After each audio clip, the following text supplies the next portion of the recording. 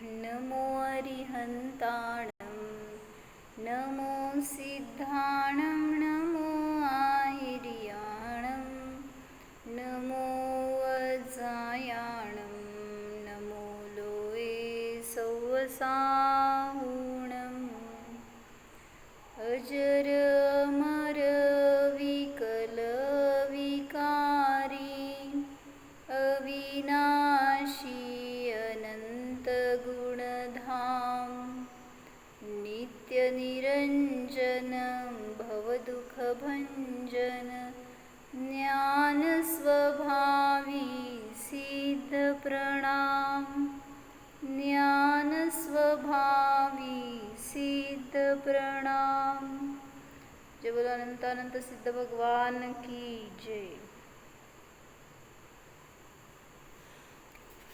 विराग सनातन शांत निरंश निरामय निर्भय निर्मल हंस सुधाम विबोध निधान विमोह प्रसिद्ध विशुद्ध सुसिद्ध समूह विदुरित संस्कृती भाव निरंग समामृत पूरित देव विसंगम अबंध कषाय विहीन विमोह प्रसिद्ध विशुद्ध सुसिद्ध समूह निवारित दुष्कृत कर्म विपाश सदामल केवल केली निवास बबोधधिपारग शांत विमोह प्रसिद्ध विशुद्ध सुसिद्ध समूह अनंत सुखामृत सागर धीर कलंकर जोमल भूरी समीर विखंडित काम विराम विमोह प्रसिद्ध विशुद्ध सुसिद्ध समूह विकार विवर्जित तर्जित शोक विबोध सुनेत्र विलोकित लोक विहार विराम विरंग विमोह प्रसिद्ध विशुद्ध सुसिद्ध समूह रजोमल खेद विमुक्त विगात्र निरंतर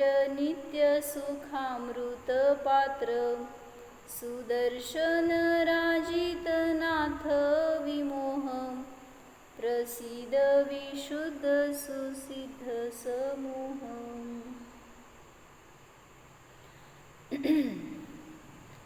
सिद्ध का स्वरूप हमारे स्वरूप जैसा है या हमारा स्वरूप सिद्ध के स्वरूप जैसा है, ऐसा अनुभव करने के लिए हम ये रोज़ बोल रहे हैं। मतलब सभी विशेषण जो है उसमें से हमें अपने आत्मा को देखना है, वैसा मैं हूँ ऐसा फील करना है। कैसा है आत्मा?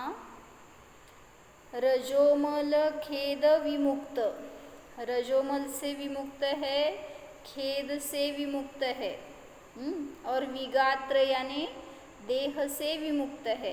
तो इसमें से क्या बताया था? द्रव्य कर्म रहित है, भाव कर्म रहित है और नो कर्म रहित है।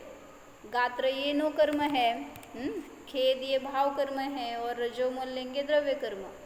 तो पौद्गलिक द्रव्य कर्म से अपने जो परिणाम है उन भाव कर्मों से और नो कर्मों से भी यह आत्मा रहित है, इसलिए निर्मल है, निष्कर्म है। स्वभावतः हमारा आत्मा भी सिद्ध सदृश ही है, ये बताया। आगे का विशेषण दे रहे हैं। कैसे है सिद्ध? और तो निरंतर सुखरूपी अमृत का आस्वाद लेने वाले हैं। तो कल हमने देखा था गात्र यानी परिग्रह शरीर। तो जो भी शरीरी है, मतलब अभी हम जो भी संसारी है वो परिग्रह सहित है, शरीर रूप परिग्रह से सहित है, तो वो सब शरीरी जीव क्या बोलते हैं, उनमें गुरुता है, लघुता नहीं है या हल्के नहीं है। वो जो हल्के हो गए वो सिद्ध शिला पर जाके विराजमान हो गए, और जो कर्म सहित है वो कैसे है, हेवी है ना, क्या बोलते हैं, क्या वर्ड है, हेवी, हेवी गुरुता बोल रहे, इसीलिए मैं उनको वो उनका अधोगमन होता है, इसलिए वो सिद्ध शिला पर नहीं जाते, क्योंकि जो भी मुक्त हो गए वो सभी कर्मों से, सभी भार से मुक्त हो गए तो इसलिए वो वहाँ पे जाके विराजमान हो गए। तो यहाँ पे वैसे ही बताया है, आत्मा की लघुता अनादिकाल से बन रही थी। जब स्वभाव का बोध हुआ तो वह शरीर, विषय, कषाय और ज्ञानावरण आदि कर्म रज सभी नष्ट हुए। जैसे ही आत्मा का ज्ञान हो गया तो सभी ज्ञानावरण आदि द्रव्य कर्म और भाव कर्म, नौ कर्म भी नष्ट हो गए।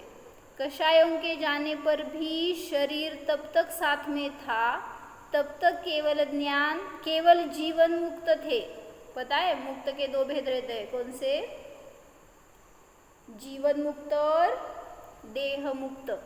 तो जीवन मुक्त बोलते हैं अरिहंत को, जो अभी उनको नो संसारी कहा जाता है ना, संसारी है भी और नहीं भी है क्यों संसारी है क्यों, अभी चार जो और अघातिया कर्म है उनका नाश रह गया, बराबर, और संसारी नहीं है क्यों, चार घाती कर्मों ये का मत नाश रह रीजन गया। बताओ, अभी अलग रीजन बताओ संसारी है क्योंकि अभी उनके पास शरीर है, कर्म है, तो संसारी है। और नो संसारी क्यों बताया, तो जीवन मुक्त क्यों बताया, क्योंकि अभी वो फिर से संसार में नहीं आने वाले, इसलिए उनको अगला जीवन नहीं मिलने वाला, इसलिए जीवन मुक्त बोल दिया। अभी है, संसार में ही है, शरीर में ही है, फिर भी नेक्स्ट जीवन अभी उनको यहाँ पे नहीं मिलने वाला, अगला जन्म लेने वाले नहीं है, इसलिए जीवन मुक्त बताया। और जो सिद्ध है वो कैसे है, देह मुक्त है। मतलब वो तो जीवन से तो मुक्त हो गए ही, लेकिन अरिहंत जो थे है वो अभी देह सहित है, इसलिए उनको देह मुक्त नहीं बोला। लेकिन जब सिद्ध हो जाते तो वो भी देह मुक्त हो जाते हैं। कषायों के जाने पर भी शरीर तब तक साथ में है जब तक कि जीवन मुक्त,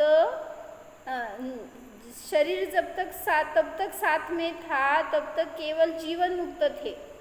जब तक शरीर साथ में है तब तक सिर्फ जीवन मुक्त थे, सिद्ध नहीं हुए, किंतु उसका संग छूटा कि आप सुसिद्ध के पद में प्रतिष्ठित हुए, यानी देह मुक्त हो गए, ज्ञानमय हुए, ज्ञान शरीरी बने। यद्यपि वह ज्ञान शरीरीपन अनादि से था, पर पुद्गल शरीर उसको प्रच्छन्न किए था जीव की मुग्ध दशा अवस्था में। क्या बोला मैंने, आप कौन से शरीर वाले हैं, सिद्ध भगवान तो शरीरी हो गए, आप कौन से शरीर वाले हैं,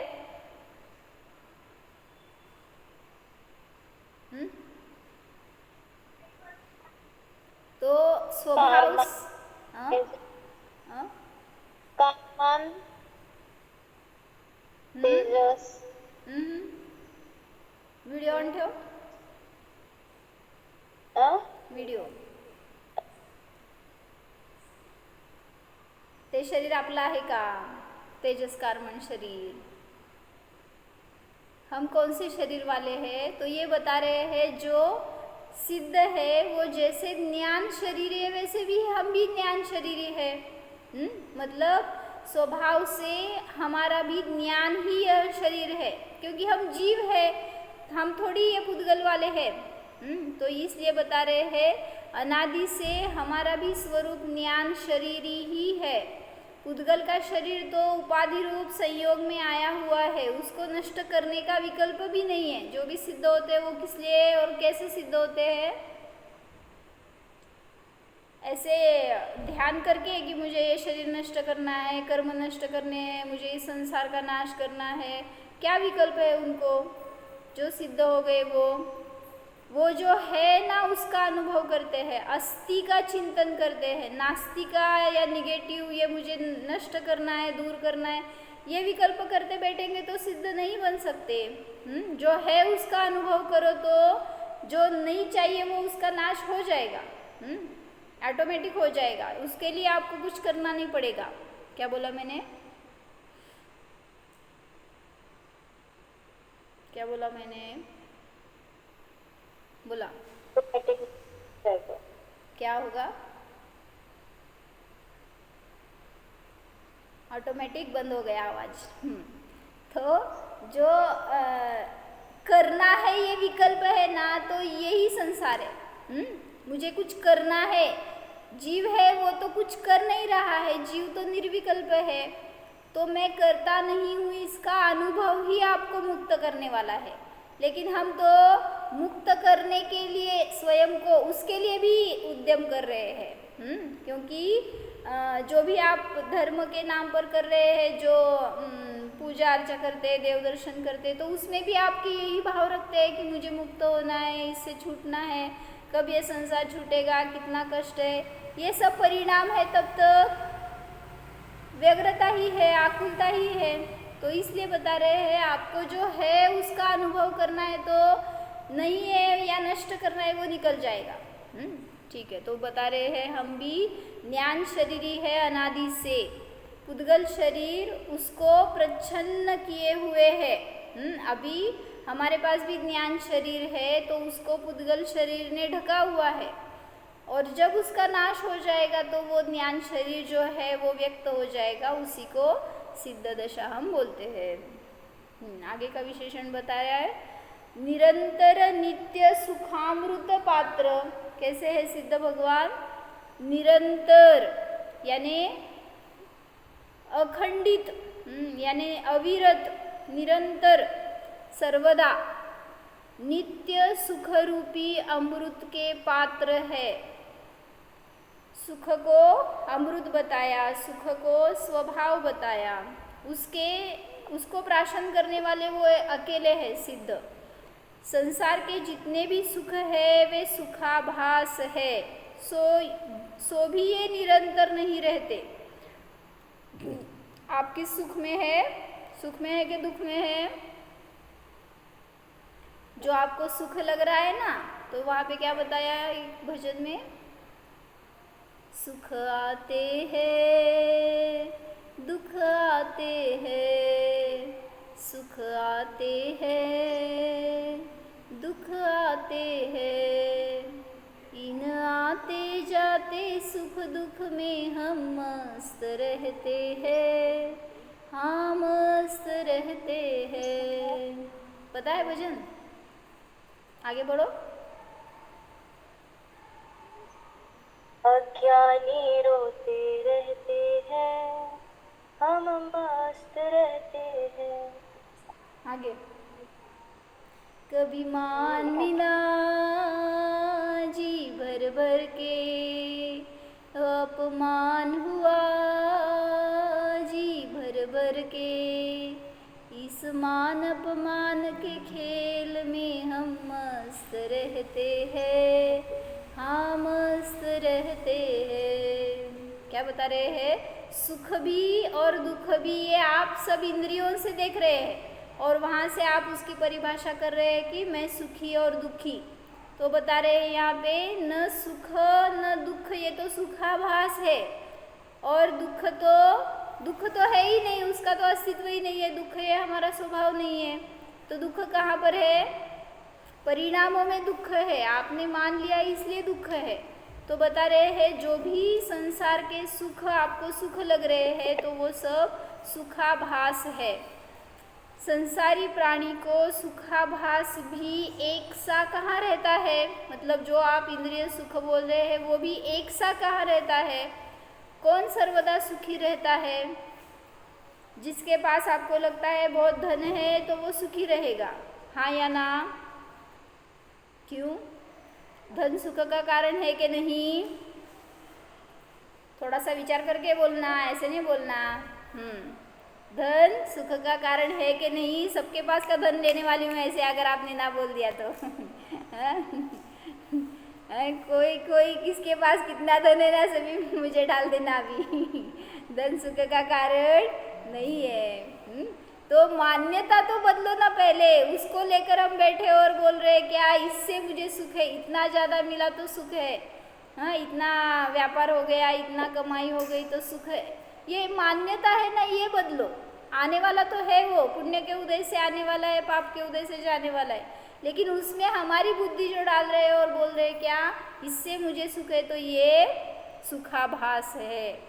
और वो भी निरंतर रहने वाला नहीं है, जाने दो, धन से सुख नहीं है। शरीर अगर निरोगी है, स्वस्थ है, सुंदर है, उससे सुख है कि नहीं है? बोलो एक लोग, एक हाँ बोलना, एक ना बोलना, क्या है की नाही? वो भी सुखाभास आहे. शरीर सुंदर राहतच नाही ना. बरं जेवढा वेळ आहे तेवढा वेळ म्हणा.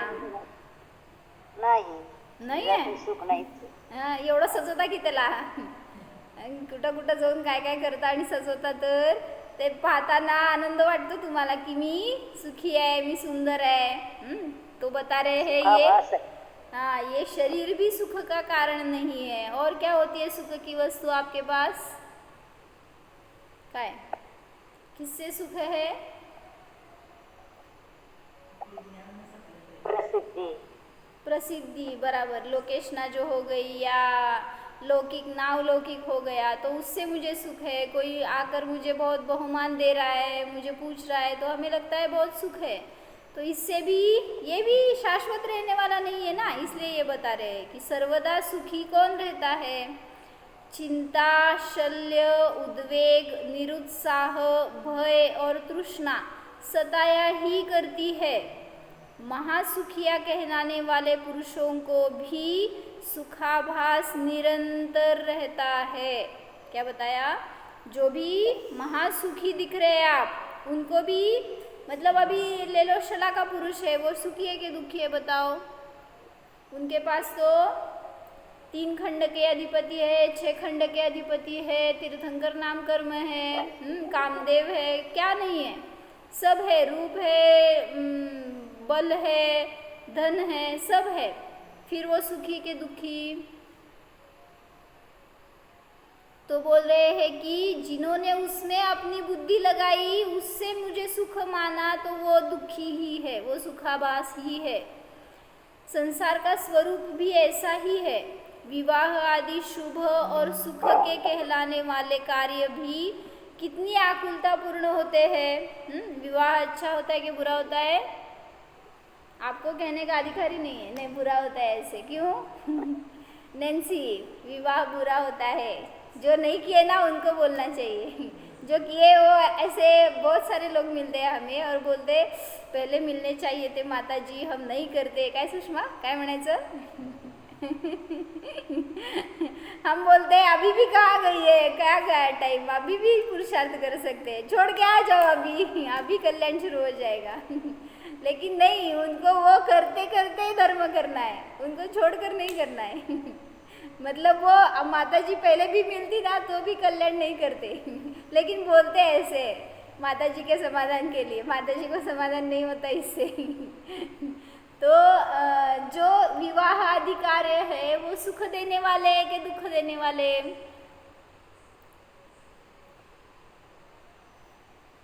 देने वाले हैं। हाँ, दुख देने वाले हैं। दुख। हाँ, नहीं करना है। विवाह दुख देने वाला है तो हमें करना नहीं है, ऐसा निर्णय करो। तो उन्होंने बताया अभी जो विवाह आदि कार्यों में एक इच्छा रहती है, एक क्या बोलते हैं, एक अट्रैक्शन रहता है, एक जो उत्साह रहता है ना, पहले से दिन भर क्या बोलते हैं, दौड़ धूप करते हैं, उसमें बहुत सारी माथामारी करते हैं, सब कष्ट ही है, यहाँ से वहाँ दौड़ धूप करना। ये तो इससे उसको जो करने वाला है करता, मेन कौन, पिताजी या कोई भी हो, वो तो भाई बहन, तो उनको कितना दुख है। मतलब वो दिन भर उसी में रहते हैं। मुझे इससे आगे कुछ तो बताना था, क्या कि जो वो लड़का है लड़की रहते ना, पहले ज़माने में क्या रहता था, ये मेन पॉइंट याद रखना कि विवाह सुख का कारण नहीं है, इसके लिए मैं बता रही हूँ। तो पहले क्या रहता था कि जो लड़की थी तो उसको अगर माँ बाप ने पूछा कि अभी हम तुम्हारा रिश्ता देखने वाले हैं ऐसा, तो उसके भाव क्या थे? नहीं, मुझे नहीं करना, ऐसे डरती थी, नहीं बोलती थी, या क्या बोलते हैं, लज्जा आती थी उसको, ऐसे थे परिणाम लड़कियों के। लेकिन अभी क्या हो रहा है बताओ, आपको ज़्यादा पता है अभी क्या हो रहा है? क्या एक साल आई वडिलांना विचारत नाही नाही, अहो तुमच्या पुढे गेलेतले पोरं, तुम्हाला माहित नाही. पोरं म्हणते कधी बघता आमचं, आम्ही म्हातारे व्हायला लागलोय. म्हणजे नाहीतर तुमच्याकडनं होणार नाही, मीच करतो म्हणते, ठरवतो मीच आणि मीच करतो. ह्याच्या पुढं जाऊन मुलींचं काय म्हणायचं, एक ते काय म्हणायचं होतं त्याला, नाही नाही मुलींचं काय म्हणायचं ग त्याला, एक लाजाळू वृत्ती होती ना, काय म्हणायचं ग त्याला, काय म्हणायचं, शर्मिली, बर. तो तसा जो स्वभाव होता ना, तसा आज कोणामध्ये पण दिसत नाही. उड्या मारून मारून पुढं असतात पोरी, माहिती का तुम्हाला? ते आई वडील मागे राहिलेले असतात, पहिला पोरी पुढं झालेले असतात. म्हणजे असं अनेकांचं बघितलं की लग्न तर झालं, लग्न झाल्यावर ते गाडीत बसून घेऊन जायचं असतं, तर ते नवरा अजून मागं असते, बायको जाऊन बसलेली असते. म्हणजे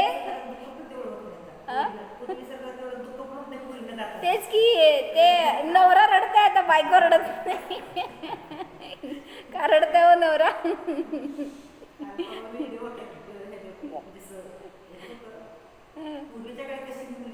आता उलट झाले, मुली रडत होते. तेच की, म्हणूनच सांगाले की काय म्हणती, कुठनं आता ही बला आली आणि तिला सांभाळायचं म्हणून ते नवरा रडते आता, पण मुली रडत नाही. मुलींच्या रडायचे दिवस संपले. तर म्हणून मला सांगायचे की सगळे विचार कसे बदललेत लोकांचे, त्याच्यामुळं अशी आपत्ती यायला लागली. तो ऐसे बता रहे यहाँ पे, विवाह आदि कार्य सुख देने वाले लगते हैं लेकिन सुख देने वाले है नहीं. मिहिरा कुठे आहे तुम्ही? व्हिडिओ ऑन करा. मी इंदोर मध्ये. असू दे की, व्हिडिओ चालते की मला. क्या बताया, आपका एक्सपीरियंस बताओ मुझे. विवाह सुख का कारण के दुख का कारण? शास्त्र के सामने झूठ नहीं बोलना है आपको. म्यूट है, म्यूट म्यूट.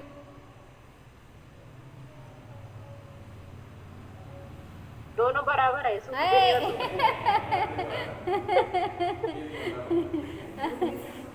सुख भी है दुख भी है. नहीं, वहाँ पे इसीलिए बता रहे, यहाँ पे सुखाभास है. फिर ऐसे भाव क्यों होते हैं आपको? चलो अभी मायके जाना है, अगर सुख है तो वहीं पे रहना चाहिए, क्यों आते हैं यहाँ पे बताओ? नहीं तो कहीं घूमने जाना है, कहीं बाहर जाना है, ये परिणाम क्यों होते हैं फिर आपके? अगर उसमें सुख है तो वहीं पे रहना चाहिए, बस मुझे और कहीं जाना नहीं है, कोई चीज़ नहीं चाहिए, ऐसे आपके परिणाम होने चाहिए. लेकिन हमें एक ही चीज़ का आनंद नहीं आता, हम उस चीज़ को, उस वस्तु को बदलते रहते हैं. तो इसीलिए बताया कि कोई भी वस्तु सुख का कारण नहीं है. तो संसार भी कैसा है? सुखाभास है. संसार में कोई भी चीज़ हो वो सुखाभास रूप ही है. ऐसा बता रहे. स्मिताताई, बोला. पण लग्न हे धार्मिक संस्कार म्हणले ना, धर्मसंस्कार. काय लग्न हे कशासाठी सांगितलं? ते म्हणले की माताजी सांगतात की तुम्हाला गृहस्थी चालवण्यासाठी एवढंच सांगितलंय. गृहस्थी एकदा सुरू झाली ना तुमची, त्याच्यानंतर सांगा तुम्ही ब्रह्मचर्य पालन करता का हो? जरी आपलं इच्छा पूर्ण झाली आहे, काय तुम्हाला 1 2 3 झाले, आता ह्याच्यानंतर अशी वृत्ती असती का की आता आपण आजीवन ब्रह्मचर्याचं पालन करायचं आहे? म्हणजे भोगी होत आहेत आजकाल जीव सगळे. जरी काय त्यांना गरज नाही आहे, जरी ते शक्ती नाही आहे म्हणा, तरीसुद्धा भोगामध्ये आसक्त आहेत. म्हणून सांगतायत की सुख नाही आहे, ते सुखाभास आहे, त्याच्या मागं पळतोय आपण. सो विवाह ये कार्य भी सुख देने वाले नहीं है. वैसे ही सभी फंक्शन ले लो, विवाह एक उन्होंने एग्जाम्पल के लिए बताया है, उसके लिए कितना आपको अपनी एनर्जी डालनी पड़ती है उसमें, सभी करना कार्य, उसके लिए तो सुख नहीं है, वो दुःख ही है. काय हो, लग्न करायचं म्हणजे किती दुःख विचारा की. तर सगळी अर्धी शक्ती गेलेली असतीस त्या लग्नाच्या मागं एका. नाहीतर काय ते हाय नाही ते सगळं धन गेलेलं असतं घरातलं, मग त्याच्यातून आम्ही सुखी. त्या दिवसाचं ते एक क्षणाचं. लोक तर आज असं असं करतात. मी आजच एकांना म्हणले सकाळी की मिहिरा तुम्ही फटाके उडवता का हो? नाही उडवत. सुषमा फटाके उडवता?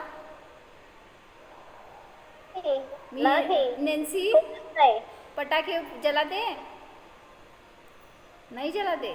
तो यहाँ पर भी ऐसे ही एक हुआ, एक शादी हुई तो उसमें हमने देखा वो हम मुझे आज मिले थे ना, तो मैंने उसको पूछा कि आप पटाखे जलाते हैं क्या? तो वो बोले बहुत साल हो गए, अभी तो छोड़ दिया है, कभी नहीं जलाते. मैंने पूछा अभी आपके बेटे की शादी हो गई, उसमें आपने क्या किया? वो रोशनाई करते ना कुछ, तो क्या बोलते उसको मुझे नहीं पता, काय असतं होते तसलं फायर वर्क असतंय काहीतरी, काय म्हणायचं त्याला? हां, स्टेजवर तसलं काहीतरी डेकोरेशन म्हणून बाजूला करणार, ते एंट्री झाल्यावर करणार, काय तर असं उडवणार. ते काय फटाके नाही का? त्याला फटाके नाही म्हणायचं आणि दिवाळीतल्यालाच फटाके म्हणायचं का? म्हणजे काय, मला डिफरन्सच समजलं नाही. त्याच्यात जीव हिंसा नसती होत का? होणार की. ते पण आहे तर ते तुमचं काय म्हणायचं त्याला, अग्नीच आहे ना ती. ते तुम्ही वेगळं सोडा नाही तर दुसऱ्या रूपामध्ये सोडा, त्याच्यामध्ये निमित्तात हिंसा आहेच. तो इसलिए बता रहे हैं किसी भी वजह से हमसे अगर हिंसा हो रही है, उन जीवों को तकलीफ हो रही है, तो वो सुख का कारण के दुख का. वो जीव मिलेंगे आपको और आपसे वैर बांध के रखेंगे, आगे मिलेंगे वो काय म्हणायचं, फेडेंगे, वैर निकालेंगे वो अपना. तो इसलिए किसी जीव के साथ वैर नहीं करना है. हमारा स्वभाव सुखमय है, उसका आश्रय ले लो तो कहीं पर भी दुख नहीं होगा. रातों रात जागकर अति परिश्रम कर, दूसरों की आवा भगत आरजू मिन्नत कर परेशान हो जाते हैं. विवाह यानी क्या ये बता रहे हैं. क्या बोलते हैं? विवाह. लॉन्ग फॉर्म बताओ, जिसका हो गया वो बताना चाहिए. विवाह मतलब क्या? पता ही नहीं है. क्या पता, क्या होता है कुछ तो. काय हो विवाह म्हणजे काय? माताजी बताते हर बार विरुद्ध वाहवा, उसको बोलते हैं विवाह. मतलब शरीर की सभी वाहवा चलती है उसमें. वाहवा समझते ना, काय म्हणायचं, वाहवाच म्हणतात की. तो जिसमें विरुद्ध चीज़ों की क्या बोलते हैं, अनुमोदना की जाती है, उसको अच्छा बोला जाता है, उसको बोलते हैं विवाह. तो ऐसा विवाह किसी को भी सुख देने वाला नहीं है. रात भर परेशान हो जाते हैं. मान मर्यादा का भय हमेशा बना रहता है. कोई आया और उसका हमने आवाग भगत नहीं किया, वो रूठ गया, कितना हो जाता है उसमें. दोनों पक्षों में विसंवाद न हो, आगंतुक अतिथियों में कोई नाराज न हो जाए, आदि अनेक विकल्प चित्त को चैन नहीं देते हैं, चैन नहीं लेने देते. इसी तरह अन्य सुख के कहे जाने वाले कार्य दुःखपूर्ण है. किती केली हो माथामारी. ते एका लग्नाच्या मागं ह्याला इन्व्हिटेशन द्या, त्याला सांगा, त्याच्या घरी जावा, त्याने नाही गेलं तर चिडणार, मग इथून कुठं जायचं ते आमंत्रण द्यायला, आणि त्याच्यासाठी किती शक्ती घालवायची, किती वेळ घालवायचा, सगळं त्याच्या मागं किती उठावरट आहेत. म्हणून सांगतायत की कुठलंही असलं संसाराचं फंक्शन आहे ते सुख देणारं नाही आहे. ते वाटतंय तुम्हाला तसं आहे म्हणून, पण त्याच्यामध्ये सुख नाही. इसी तरह अन्य सुख के कहे जाने वाले कार्य दुःखपूर्ण है. तो ये सुखाभास होकर भी सांतर है, क्षण स्थायी है, क्योंकि पराधीन है. इसलिए बता रही हूँ मैं ये नित्य निरंतर नित्य सुखामृत पात्र, यह है ना हमारा विशेषण। सिद्ध भगवान कैसे है? निरंतर और नित्य सुख रूपी अमृत ही पी रहे हैं, ऐसे है। तो इसलिए निरंतर यानी सर्वदा, नित्य सुख रूपी अमृत पीने वाले, ऐसे ये सिद्ध है। और सम्यक दृष्टि की भी तुलना इसी से की जाती है। जो सम्यक दृष्टि होता है वो कैसे होता है? वो भी निरंतर अमृत प्राशन करने वाला है। उसके ऊपर भी कोई भी संकट आए, कोई भी परिस्थिति आए, लेकिन वो अपने स्वभाव का अवलंबन नहीं छोड़ता, तो निरंतर सुख में ही रहता है। तो इसलिए हमारी सती चंदना जो थी वो भी ऐसे ही सुख का ही अनुभव कर रही थी। क्या बता रहे थे? कहाँ आई थी सती अभी हमारी? पिताजी आए थे भोजन के लिए घर पर और उनके पैर धोने के लिए वो झुक गई थी, तो उसके बाल आगे आ गए और उस पानी में गिरने लगे थे। तो उनके भाव इतने ही हुए कि वो बाल गंदे न हो जाए, इसलिए पिताजी ने उसको उठाकर पीठ पर डाल दिया उसी के। इतना दृश्य देखने के बाद सेठानी के मन में शंका, उनका काहूर मच गया था। तो अभी उसके आगे बताते हैं। तो उसने क्या किया? मौका देखकर जब पिताजी गए थे, परदेश गए, तो यहाँ पे सेठानी के क्रोध का पार नहीं रहा और उसने पूरा क्रोध, पूरा गुस्सा किस पर उतार दिया? चंदना के बालों पर निकाल दिया और उसके सारे बाल उतार दिए, हाथों में लोहे की बेड़ी डाल दी और उसको क्या बोलते हैं? तड़घरला, बेसमेंट बेसमेंट में डाल दिया नीचे। हाँ, और लोहे की बेड़ी पहनाकर मुझे कमरे में बंद कर दिया। कटु वचनों का तो पार ही नहीं था। लगभग 1 प्रहर तक, हाँ कल हमने प्रहर भी पूछा था ना, तो 1 प्रहर यानी 3 घंटे, 3 घंटे तक उसका क्रोध नहीं शांत हुआ। वो अपना क्रोध शांत कर रही थी 3 घंटे तक। उतने देर तक सती कैसे बैठी थी? शांत। अपने क्रोध की ज्वाला शांत करने में उसने कोई कसर बाकी नहीं रखी। मैं बंधन के बीच विचार करने लगी। धर्म, धर्मायतन एवं धर्मी जीवों के प्रति झुकने से पाप के उदय नहीं आते। पाप के उदय तो पूर्व की विराधना के फल से आते हैं। क्यों आते हैं? किसी को पाप का उदय आता है कि नहीं? सभी पुण्यवान है मेरे सामने, सभी के पाप का अंत हो गया है ना? हाँ बोलो। तो अभी हमें कोई भी पाप का उदय न आए, इसलिए धर्म ही है जो हमारी उस पापों से मुक्ति कर सकता है। अरे आत्मन, अनादि से अपने स्वभाव की विराधना के कारण ही विराधक निमित्तों में रहना पड़ता है। मतलब आप अभी, आपको जो भी संयोग मिला है उसमें क्यों, आपको वो संयोग क्यों मिला है? तो ऐसे ही पूर्व के परिणामों के फल से मात्र मोह के कारण बाह्य संयोगों में अनुकूलता प्रतिकूलता की कल्पनाएं होती है। जो भी संयोग मिला है उसको आप अनुकूल बोलते हैं या प्रतिकूल बोलते हैं। तो वो क्या होता है? अनुकूल होता है कि प्रतिकूल होता है? जी मुलं मिळाली, जे नवरा मिळाला, बायको मिळाली, वो अनुकूल है या प्रतिकूल है? मीरा अच्छा सच बताना।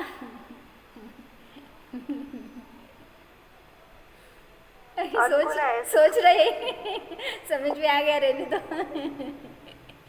अनुकूल है मतलब उनमें अनुकूल और प्रतिकूल ये बुद्धि करना हमारा दोष है। वो ऐसे मत करो, ये बता रहे हैं। कोई बाहर का संयोग अनुकूल या प्रतिकूल नहीं होता। हम उनके हिसाब से उनको लेकर ऐसे विचार करते हैं तो हमें वो ऐसा भाषित होते हैं।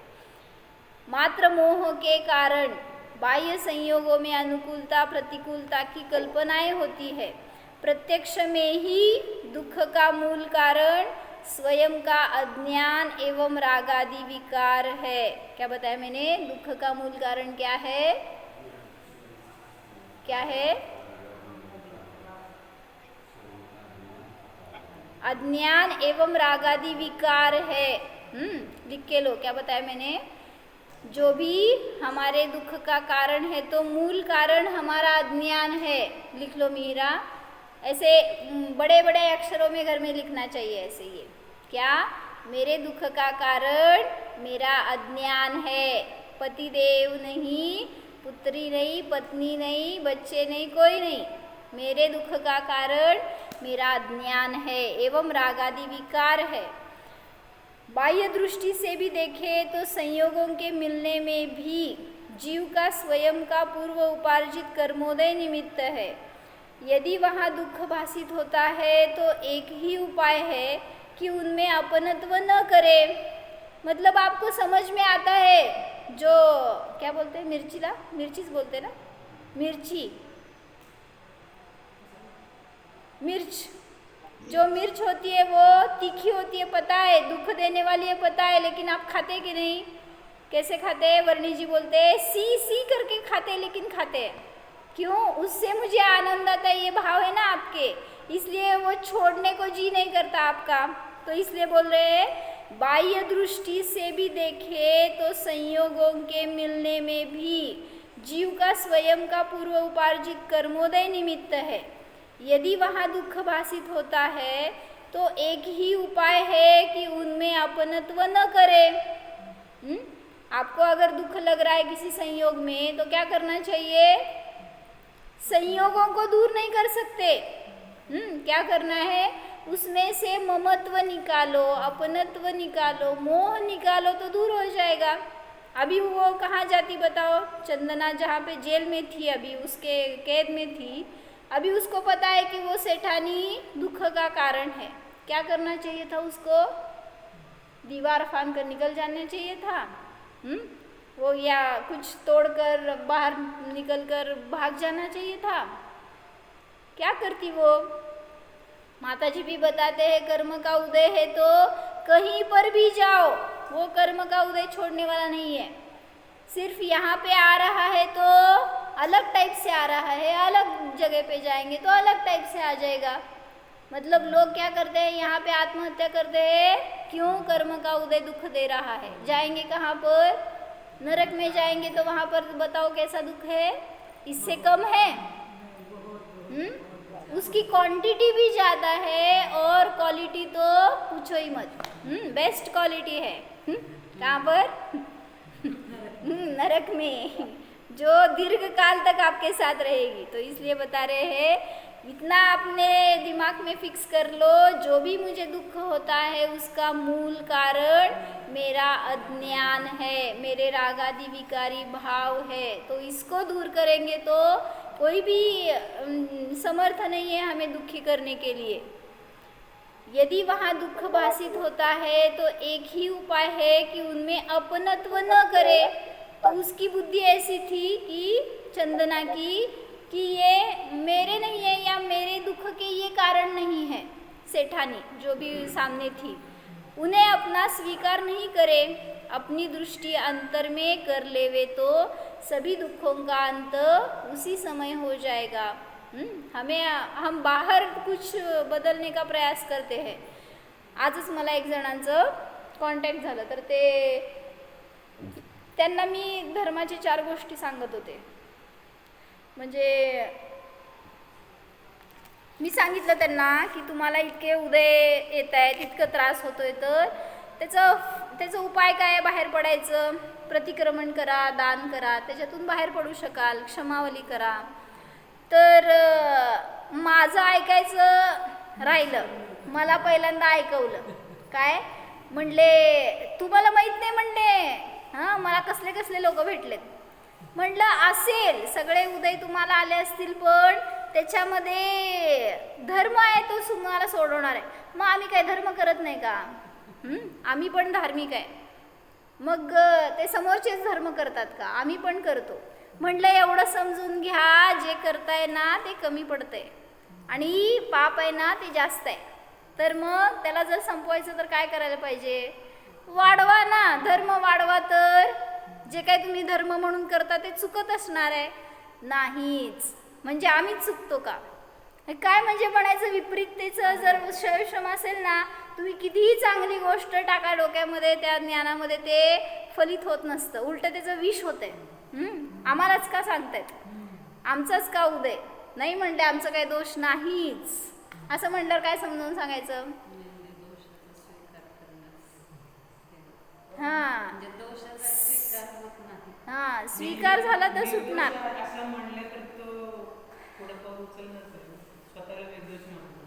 म्हणूनच की त्या समोरच्याचं चुकतंय तेच मला पटवून देत होते ते, की माझं नाही चुकत त्यांचं चुकतंय म्हणा.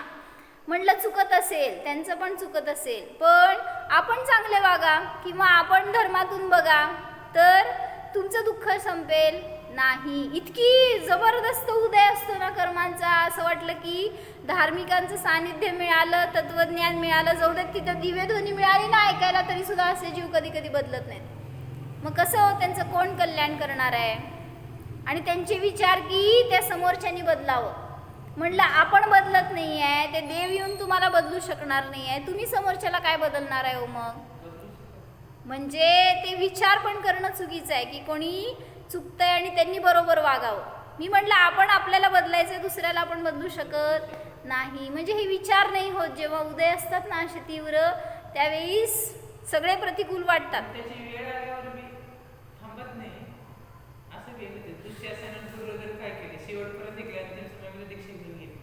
किती जबरदस्त उदय असतात. म्हणजे त्याच्यामध्ये समोर तीर्थंकर होते तर आदिनाथांनी काय मदत करू शकली ओ मरीचीला. किती विपरीतता आहे परिणामात, तर कोणी कोणाची मदत करू शकत नाही. म्हणून सांगायचंय ना, आपण स्वतःला सुधारा, आपले विचार बदला, आपलं अज्ञान नष्ट करण्याचा प्रयत्न करा, तत्वज्ञान जाणून घ्या, त्याच्यासाठी स्वाध्याय ध्यान करा, तर हे सगळे विपरीत विचार नष्ट होणार. अन्यथा आपण क्लेश करायचं किती योग्य आहे ते. म्हणजे ते समोरचं पण क्लेश करणार, त्याला शांत करायला मग मी तेच सांगितले.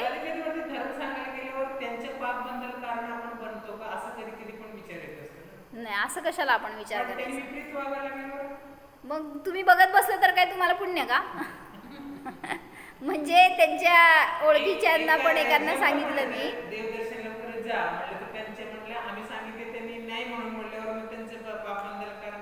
मग तुमचं सांगायचं त्यावेळी स्टाईल वेगळी करायची असते हो.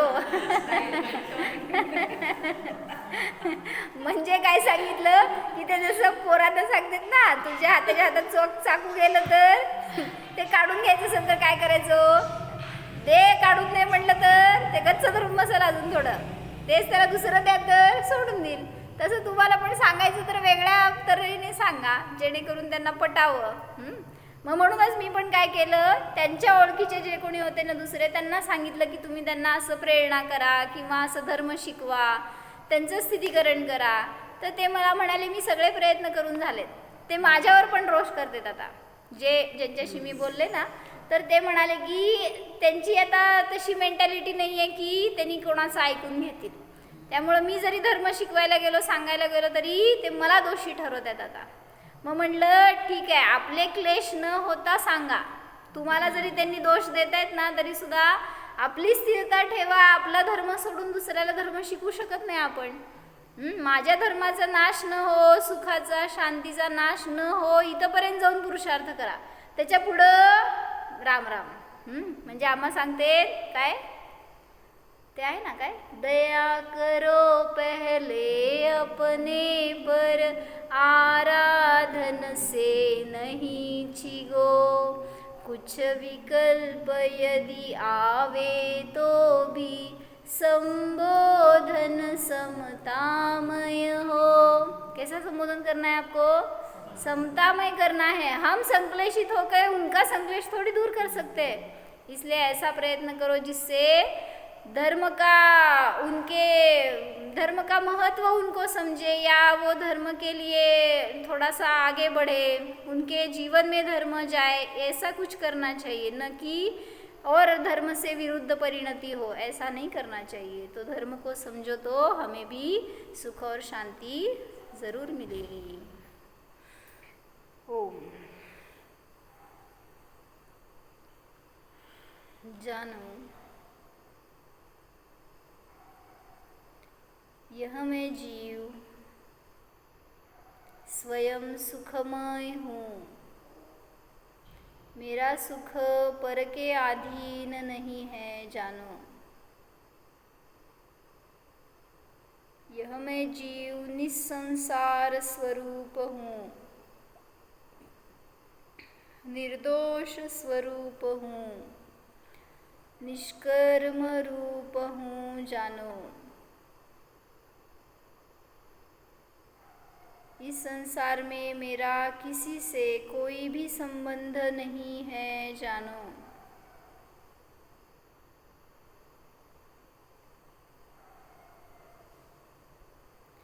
वीतराग स्वरूपोऽहम्,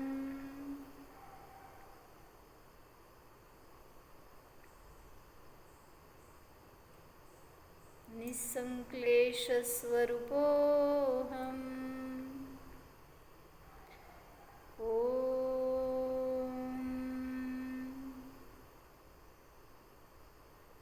विसर्जन। नमो अरिहंत।